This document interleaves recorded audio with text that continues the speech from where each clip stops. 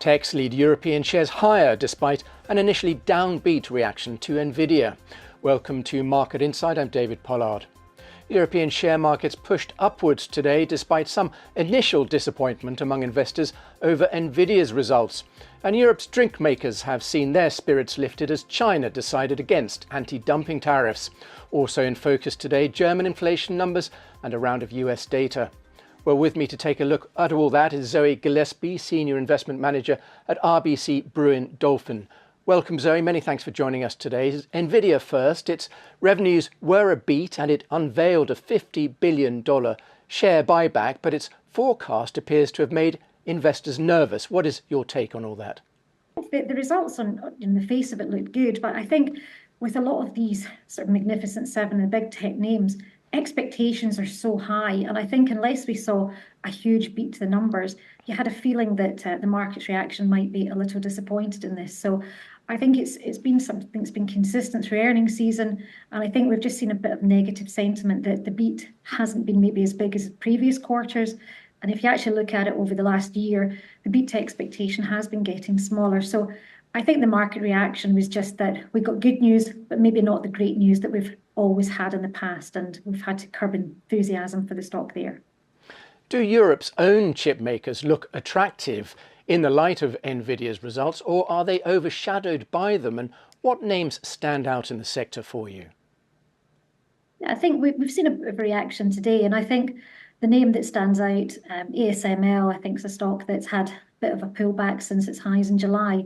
And certainly from a quality business, it's one of the big European names in the sector. So I think certainly with the slight pullback in the share price in the last couple of months, it certainly could be an interesting one for investors. But the sector still seems to be on a positive momentum. And I think certainly any weakness is a good time to add to positions and portfolios.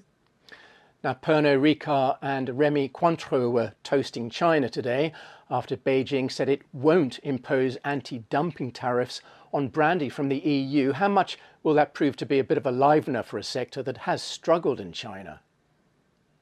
I think it was good news for the sector because we've seen certainly the drink sector been really poor this year, and numbers have struggled a lot to do with weaker Chinese demand.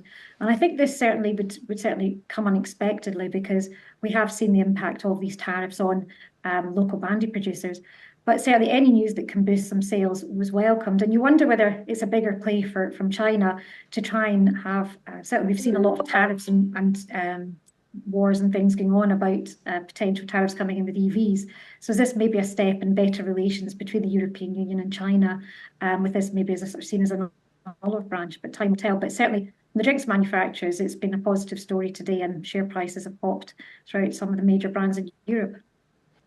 Let's move on now to the day's data. German inflation is at 2% in August, much softer than expected. Is this a sign that demand is badly lagging in Germany, and what can the ECB do about it?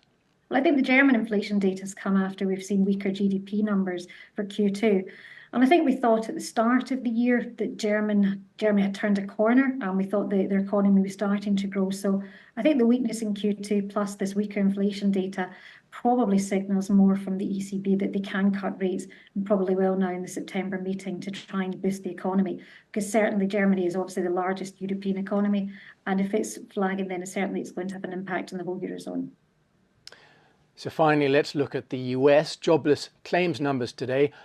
They're slightly lower than expected, but the second reading of Q2 GDP has been revised up to 3% from a 2.8% in the preliminary reading. And then we have the all-important PCE price index reading tomorrow. How is the US economy shaping up ahead of next month's FOMC? Well, I think certainly that the data have been revised up was a positive boost for the US.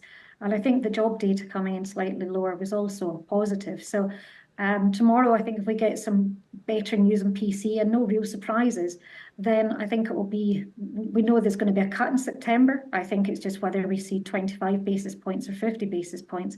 But at the moment, the US economy seems to be holding up well. So there's maybe more of a play for the Fed to go easy and just start cutting, I think slightly less than having a 50 basis point cut. And certainly the 25 basis point cut may be erring on the side of caution for them. May seem the more obvious, given that the data has been better from the US. Okay, Zoe Gillespie, Senior Investment Manager at RBC Brewin Dolphin, many thanks for sharing your thoughts with us today. That is Market Insight. Don't forget you can watch more videos on Reuters.com.